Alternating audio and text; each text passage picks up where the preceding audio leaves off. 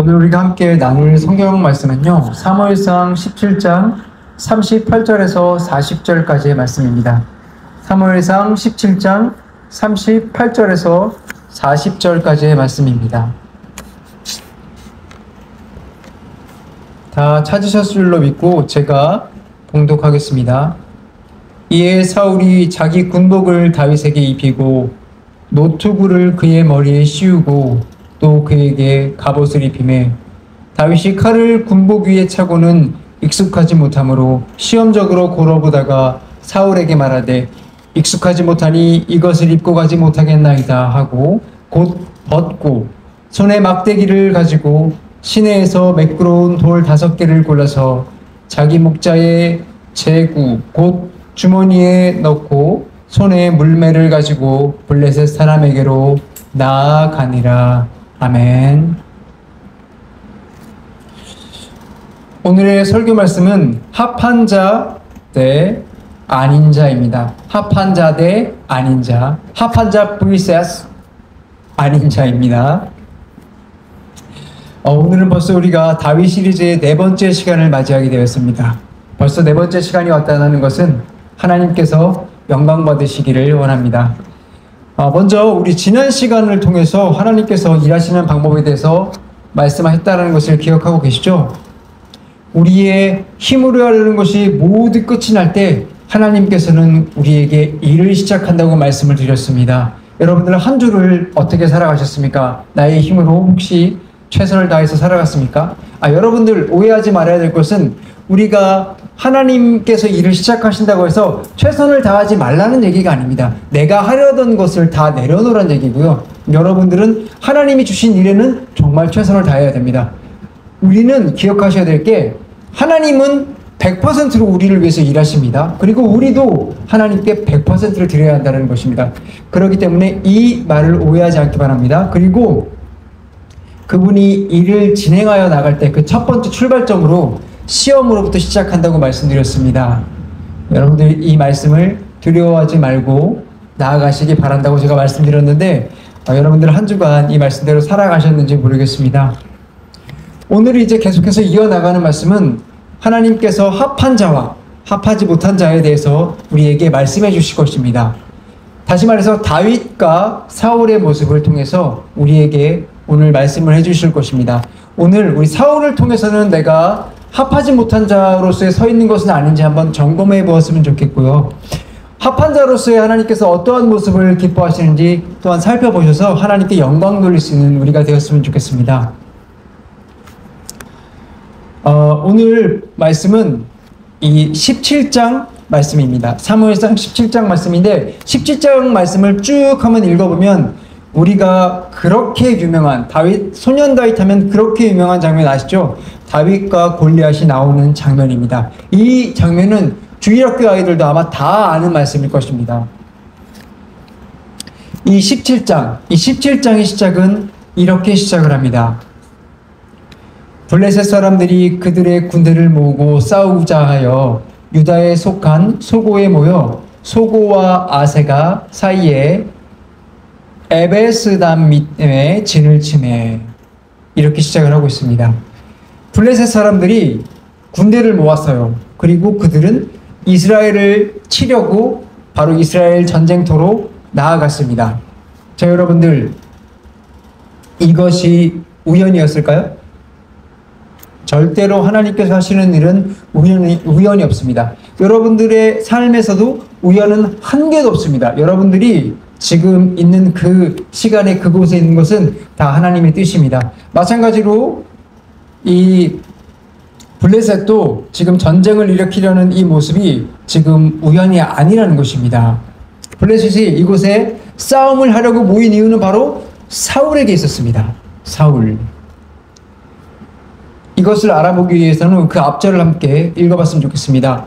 16장 23절이에요. 사무엘상 16장 23절을 함께 봤으면 좋겠는데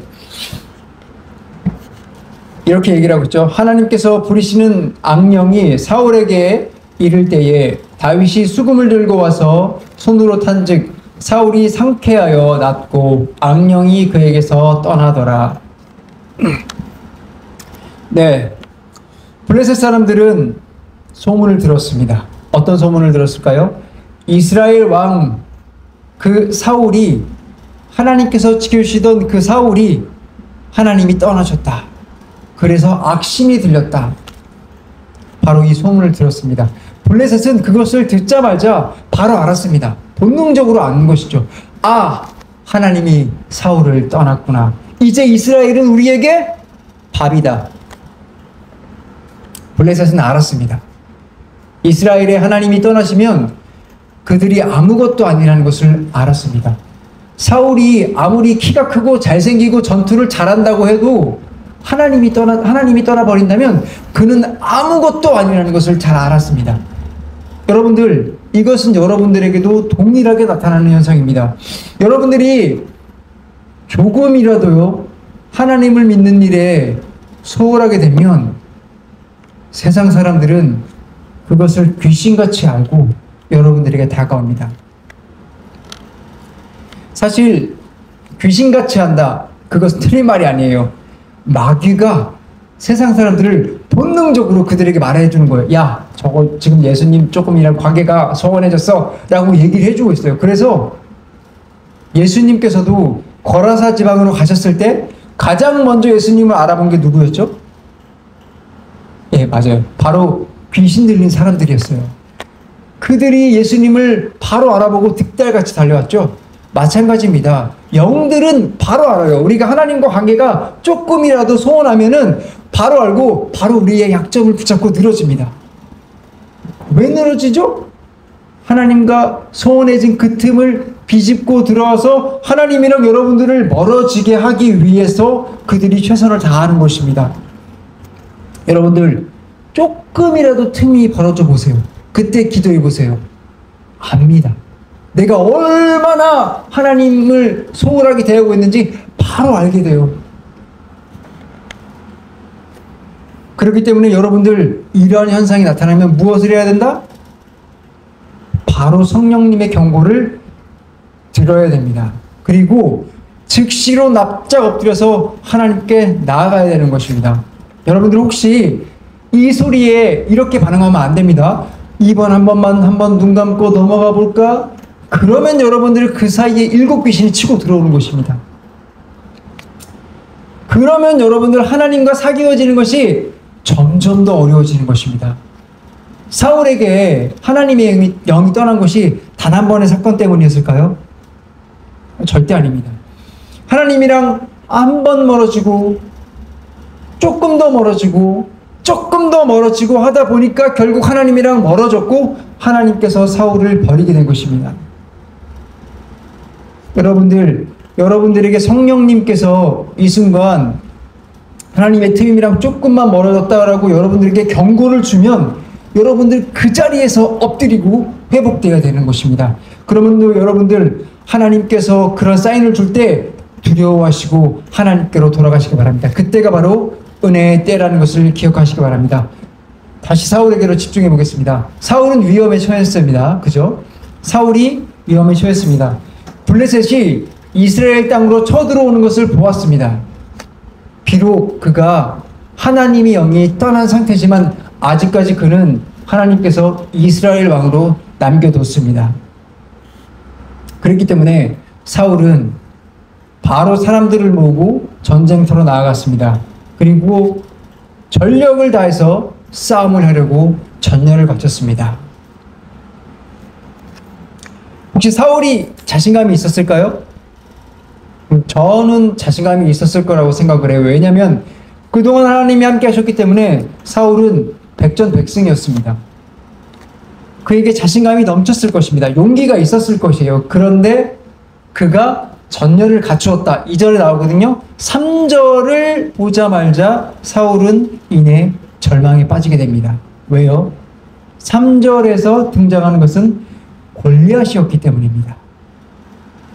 여러분들, 이 모습이 바로 하나님과 합하지 못한 자, 하나님과 함께하지 못한 자의 모습입니다.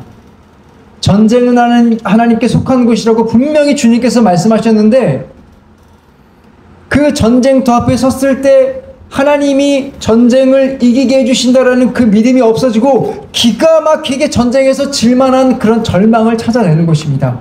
하나님이 함께 하시지 않는 사람들, 하나님께 합하지 않는 사람들은 기가 막히게 하나님의 약속을 믿지 못하게 된다는 것입니다. 그가 아무리 백전백승을 했어도 하나님 앞에서, 전쟁터 앞에서 초보와 같이 되는 것입니다. 하나님과 함께 하실 때는 그가 전쟁에서 용기가 넘쳤던 사람입니다.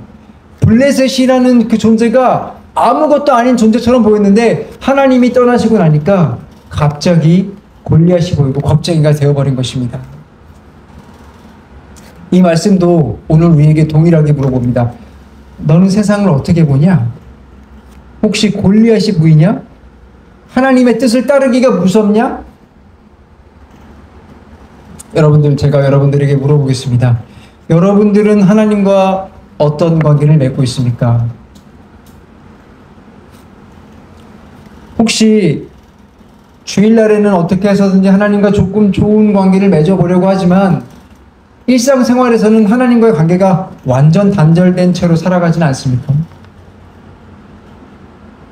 아니면 내가 말씀과 기도는 드리지만 그 모든 행동이 하나님께 전심을 다하여 나가는 것이 아니라 그저 기계적인 종교적인 마음으로 나가는 것은 아닙니까? 여러분들, 하나님께서는 우리의 마음이 에녹과 같게 원하십니다. 매 순간순간 진심으로 주님과 살기를 원하신다라는 것입니다. 그것이 주님이 우리에게 원하시는 모습입니다. 여러분들이 이런 모습으로 살지 않으면 우리에게 다가오는 골리앗, 이 골리앗이 우리에게 어떻게 하느냐? 이스라엘 군대를 조롱하듯이 우리를 조롱합니다. 며칠 동안 조롱한지 아십니까? 40일을 조롱했습니다. 마찬가지입니다. 우리가 세상을 두려워하면 우리가 하나님의 일이냐 세상 일이냐라는 것에 놓고 고민하는 그 사이에서 세상 일에 대해서 두려워하여 하나님의 것을 선택하여 나가지 못한다면 세상은 우리에게 골리앗같이 우리를 조롱한다는 것입니다. 많이 보시죠? 우리 요즘 뭐라고 듣습니까? 개독교라는 소리를 듣잖아요. 세상은 우리를 조롱합니다. 우리가 그래서 어떡합니까? 교회 다니는 것을 숨기지 않습니까? 부끄러워하지 않습니까? 전도하는 것도 무서워하지 않습니까? 그것이 왜 그렇습니까? 우리는 세상을 골리앗으로 보기 때문입니다. 우리의 많은 기독교인들이 하나님과 합하여 살아가지 않기 때문입니다. 그러므로 여러분들 오늘 이 예배 시간에 여러분들의 자리를 한번 살펴보셨으면 좋겠습니다. 여러분들이 혹시 사울과 같이 하나님과 거리가 멀리 있습니까? 그래서 여러분들이 지금 공경에 처해 있습니까? 하나님의 뜻을 따르는 것이 두렵습니까? 하나님을 세상에 드러내는 것이 두렵고 하나님의 것을 세상 가운데 드러내는 것이 무섭습니까? 그렇다면 오늘 이 복음을 들으시기 바랍니다. 사울의 이야기는 사울이 절망에 빠졌다라는 것만 이야기해 주시는 것이 아닙니다. 너희가 절망에 있다라는 것만, 그 팩트만 전달하는 것이 아닙니다. 여러분들이 지금 사울과 같이 절망에 빠져 있다면 이 말씀을 잘 듣고 이 말씀 뒤편에 있는 하나님의 은혜의 손길을 바라보기 원하시면서 주님께서 이 말씀을 주시는 것입니다.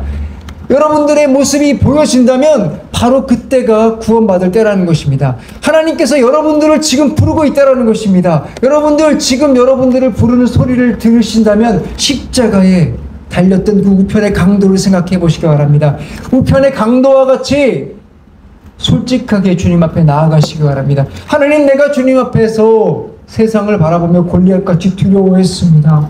하나님, 나는 하나님의 것을 선택하는 것이 무섭고 세상의 것을 선택하는 것을 좋아했습니다. 하나님, 나는 세상의 것을 선택하는 것이 즐거웠습니다. 여러분, 오늘이 바로 여러분들의 구원받을 때입니다.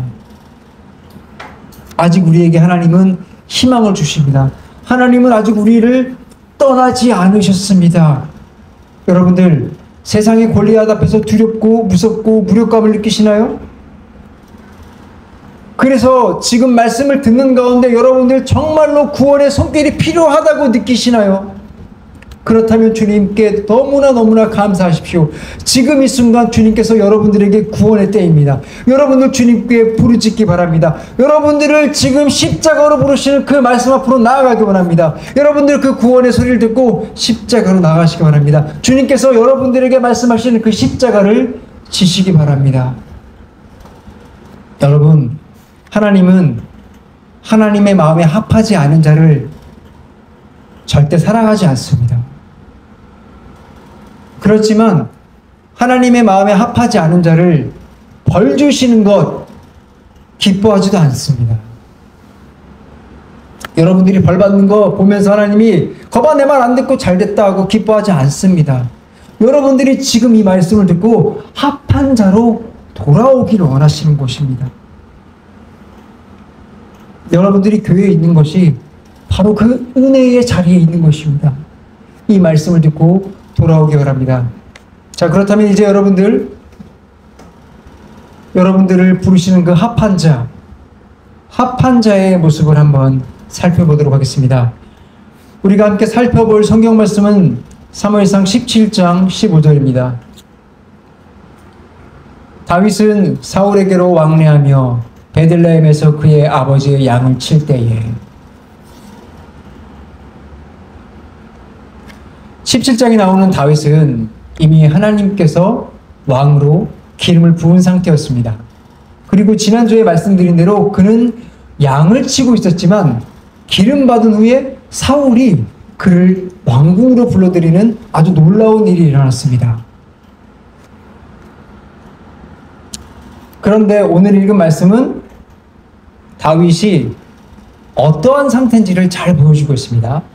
사울에게도 왕래를 했지만 그는 아버지의 양을 동시에 치고 있었다고 얘기를 합니다.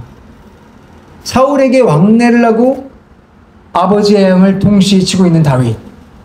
그는 하나님에게 기름 부은 상태. 어떻게 생각을 했을까요? 아마 다윗이 하나님에게 기름을 부었기 때문에, 기름 부음을 받았기 때문에 하나님이 왕궁으로 자신을 불러들였다라고 생각을 하면서 이것이 하나님께서 나에게 주신 왕으로 가는 첫 번째 루트구나라고 생각을 할 수 있었겠지만 그는 그것을 하지 않고 자신의 양떼로 돌아갑니다. 여러분, 그런데 이것이 바로 합한 자의 자세입니다. 분명히 그가 기름을 부은 것은 맞습니다. 그리고 그가 왕으로 세워질 것도 잘 알았어요. 절대로 아마 다윗은 의심하지 않았을 것입니다. 왜냐하면 하나님을 잘 알았기 때문입니다.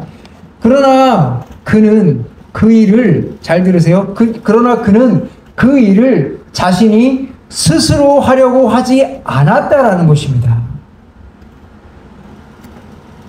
하나님께서 기름을 부으신 것은 맞았기 때문에 하나님의 일은 하나님께서 하시도록 하고 자기에게 지금 맡겨진 일에 최선을 다했다라는 것입니다. 수요일에 제가 말씀드렸습니다. 하나님께서 영광을 돌리기 위해 내가 무슨 일을 해야 되지? 항상 이것을 물어보라고 말씀드렸죠. 이 질문이 꼭 우리에게 쉬운 답만 주는 것이 아니라고 말씀드렸습니다. 오늘의 다윗이 저는 그렇다고 생각이 들었습니다. 다윗이 만약에 양을 치는 것들을 이제는 남겨두고 하나님이 이제 나에게 왕궁으로 가기 원하시는구나 라고 생각을 하면서 왕궁에 갔다고 해도 다윗은 정말 최선을 다해서 일을 했을 것입니다. 사울에게 정말 최선을 다해서 일을 하고 하나님께 영광을 돌렸을 것입니다. 그게 잘못이었을까요? 저는 그렇지 않다고 생각을 합니다. 그런데도 불구하고 그는 양을 치는 일로 돌아갔다는 것입니다. 왜 돌아갔냐? 하나님의 마음을 알았기 때문입니다. 하나님의 마음을 알았기 때문입니다. 아까 말씀드렸죠. 어떻게 하면 내가 하나님께 영광을 돌리지? 다윗은 그것이 무엇인지 아무리 어려운 문제가 닥친다 할지라도 그 문제의 답을 알았다라는 것입니다. 여러분들, 그렇다면 우리가 여기서 한 가지 의문점이 생길 것입니다. 아니, 다윗은 그것을 어떻게 판단을 했지? 왜 하나님께서 기뻐하시는 것이 그것이라고 생각을 했지? 여러분들 기억하십시오. 이것이 바로 우리가 교리를 배우는 이유입니다. 이것이 바로 교리가 주는 힘입니다. 여러분들이 이러한 생각을 할 수 있도록 습관을 들여야 한다고 말씀을 드렸죠. 그리고 이를 위해서 말씀과 기도를 해야 된다고 말씀을 드렸죠. 바로 이것을 실천하신 분이 누구시냐? 바로 다윗이라는 것입니다. 여러분들, 다윗이 그러한 것들을 훈련을 했기 때문에 하나님의 마음을 알 수 있게 되었다는 것입니다. 여러분들, 하나님의 마음을 알고 하나님께 영광을 돌리면서 살기를 정말 원하신다면서요. 그렇다면 하나님께서 우리에게 주신 이 교리를 우습게 생각하지 않기 바랍니다. 하나님께 영광을 돌리기 위해서 살기 위한다면 여러분들 교리에서 말하는 것을 습관을 들이시고 여러분들 기도와 말씀의 훈련을 철저히 하시기 바랍니다. 다윗은 말씀과 기도로 준비된 사람입니다. 그는 항상 하나님께 영광을 돌리는 것이 무엇인지 묻는 사람이었습니다. 그가 훈련을 받기 위해서 선택된 곳은 어디였을까요? 바로 그가 양을 치던 그 양떼들과 함께 갔던 그 들판이었습니다.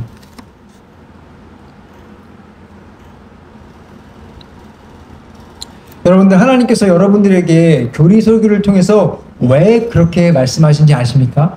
바로 여러분들을 하나님의 사람으로 사용하기 위해서입니다.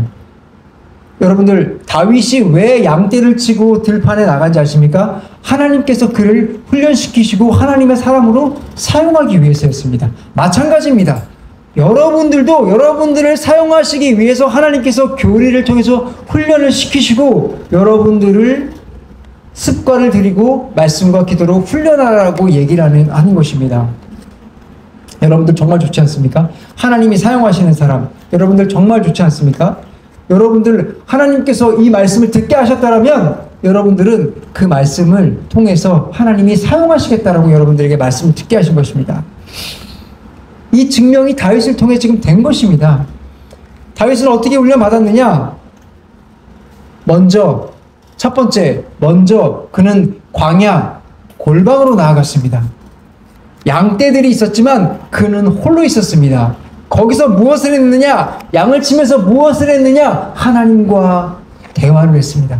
하나님과 대화를 하고 기도를 했다라는 것입니다.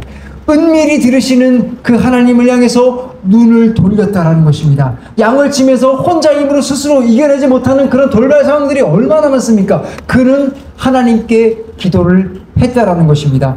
하나님께서 우리에게 교리를 주시면서 어디로 이끄십니까? 우리에게 들판을 이끄십니다. 어디로 이끄십니까? 들판인 골방으로 이끄신다라는 것입니다. 여러분들에게 하나님이 시간을 주시죠. 24시간 일하게 안 하시죠. 어디로 부르시는 겁니까? 골방으로 오라는 것입니다. 여러분들의 가진 시간을 가지고 골방으로 오라는 것입니다. 그러므로 여러분들에게 주님께서 골방으로 나오라는 이 음성을 진지하게 들으시고 순종하기 바랍니다. 그곳에서 먼저 하나님의 마음을 알 수 있도록 기도하시기 바랍니다. 아주 깊이 기도하시기 바랍니다. 처음에는 많이 어려울 거예요. 하나님과 가깝지 않으면 많이 어렵습니다. 하지만 골방을 습관을 들이셔야 합니다. 하나님의 마음이 여러분들에게 가까이 갈 수 있도록 들으셔야 한다는 것입니다. 여러분들, 기도에 대해서 말씀을 드렸죠. 기도는 어떻게 해야 된다고 말씀을 드렸죠. 이러한 번거스러운 것 같은 그 기도의 과정이 사실은 여러분들에게 너무나 깊은 기도로 이끌어 주시는 그런 기도의 방법입니다. 그러므로 여러분들, 골방으로 나가서 하나님께 무릎 꿇으시기 바랍니다. 그렇다면 하나님의 마음을 여러분들은 알게 될 것이고, 다윗과 같이 하나님의 마음을 알게 되면 하나님께 영광을 돌릴 수 있는 어떠한 문제도 어렵지 않게 선택할 수 있는 그런 사람이 될 것입니다. 그래서 하나님께 영광을 돌릴 수 있는 방향, 그 방향을 바르게 잡을 수 있게 되는 것입니다. 자, 그 다음 두 번째, 하나님이 다윗을 들판으로 몰고 가신 후에 골방으로만 사용하신 것이 아니라 두 번째, 삶의 전투를 준비시키셨습니다. 그는 혼자서 양을 책임지고 지키고 먹이고 돌보고 사랑하는 훈련을 받았습니다. 그가 들판이라는 홀로 있는 골방에서 하나님과 처음에 만나서 깊은 관계를 맺고 나서 그분의 마음을 알고 난 후에 하나님은 다윗의 세상, 그 세상을 이길 힘을 기도를 통해, 무릎을 통해 주시고 실제로 그의 삶에서 그 힘을 이겨나갈 수 있도록 주님께서 힘을 주셨다는 것입니다. 이뿐입니까? 그가 양을 치는 그런 힘만 받았습니까? 아닙니다. 사자와 곰과도 싸울 수 있는 전투력을 주셨다는 것입니다. 여러분들, 세상이 얼마나 힘듭니까? 하나님의 뜻을 따라서 살아간다는 것이 얼마나 힘듭니까? 세상 자체를 살아가는 것도 힘든데 사자와 곰이 내 앞에 있습니다. 하나님의 뜻을 실행해 나가기에는 사자와 곰이 너무 무서워요. 근데 여러분들, 골방으로 나아가서 하나님이 힘을 얻게 되잖아요. 사자와 곰을 이길 수 있는 힘을 갖게 되는 것입니다. 힘만 줍니까? 하나님이 방법도 얘기해 주십니다. 이것이 바로 들판의 또 다른 용도입니다. 하나님은 여러분들에게 골방으로 초대하시고 여러분들에게 하나님의 마음과 방향을 주신 다음에 여러분들이 세상을 이길 힘을 주십니다. 그리고 여러분들에게 세상으로 나갈 수 있게 하십니다. 그리고 하나님은 여러분들을 훈련시키십니다. 언제까지요? 하나님께서 사용하실 때까지요. 여러분들, 하나님의 마음에 합한 자, 하나님의 마음에 합한 자는 이렇게 훈련시키시는 곳입니다. 그리고 여러분들, 이 마음에, 이 뜻에 순종하는 자들이 바로 합한 자가 되는 것입니다.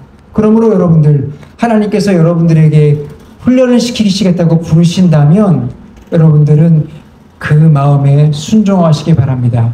여러분들, 하나님의 마음에 합한 자가 되시길 바랍니다.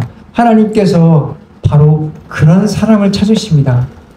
그 자리를 사모하시고 사모하시고 사모하시기 바랍니다. 그리고 하나님께서 주시는 그 모든 들판의 테스트들을 다 이겨버리시기 바랍니다. 마침내 여러분들은 하나님께서 쓰시는 사람이 될 것입니다. 하나님께서 쓰시는 사람이 될 것입니다. 여러분들, 말씀을 마무리하겠습니다.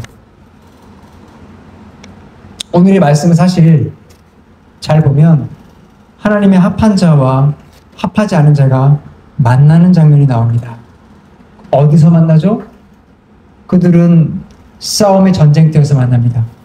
그리고 그들은 각자의 싸움법으로 싸움을 해나가는 것을 보게 됩니다. 여러분들은 세상에서 싸움을 해나가죠? 여러분들의 싸움은 어디에 속해 있는지 한번 바라봤으면 좋겠습니다. 먼저 합한 자입니다. 하나님께 합한 자는 하나님께서 훈련하신 방식 그대로 싸움을 합니다. 그렇기 때문에 내가 싸워야 할 대상에 대해서 전혀 두려움을 갖지 않습니다. 하나님께서 이미 그가 싸울 수 있도록 준비를 시키셨기 때문에 그는 하나님께서 준비하신 물맷돌 5개를 들고 나아갑니다. 여러분들, 물맷돌 5개가 무섭습니까? 안 무섭죠. 물맷돌 5개가 왜 무섭습니까? 한 개도 무섭지 않습니다. 그런데 왜 물맷돌 5개가 다윗에게 그렇게 무서웠는지 아십니까?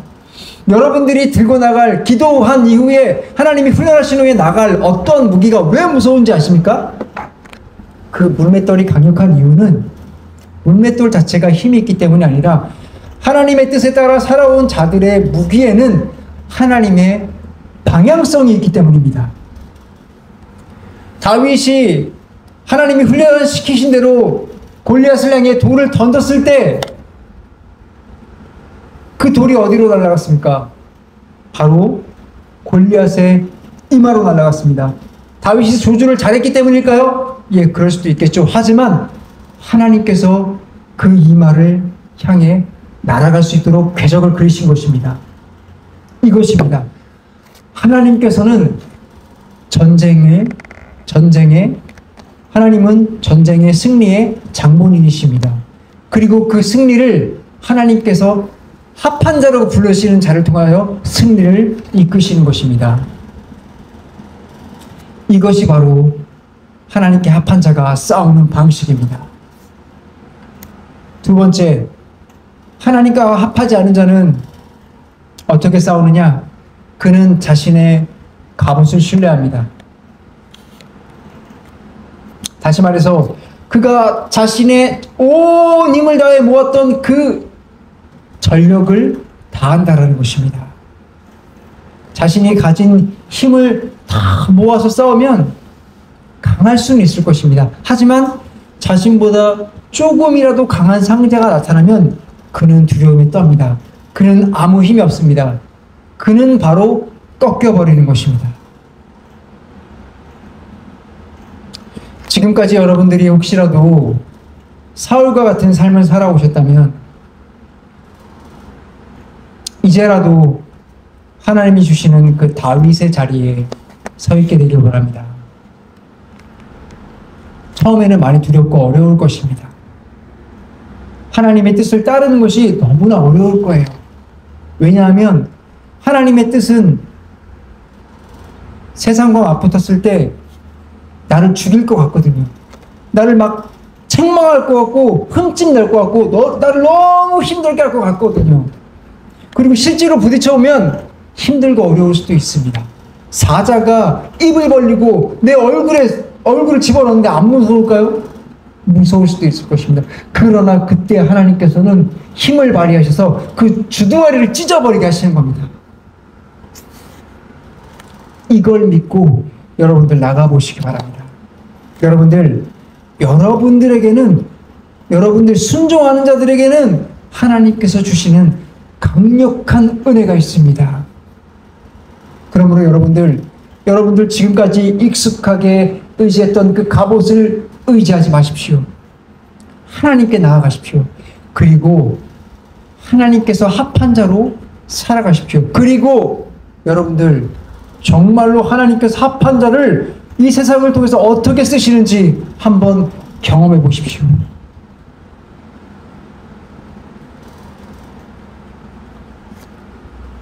그리고 여러분들 하나님께 영광을 돌리시고 예수님이 말씀하신 대로 세상이 감추지 못하는 빛으로 살아가시기 바랍니다. 여러분들 천국 백성입니다. 천국 백성 그 특권 누리면서 살아가야 되지 않겠습니까? 왕께서 하시는 그 말씀대로 살아가시기를 바랍니다. 다 같이 기도하겠습니다.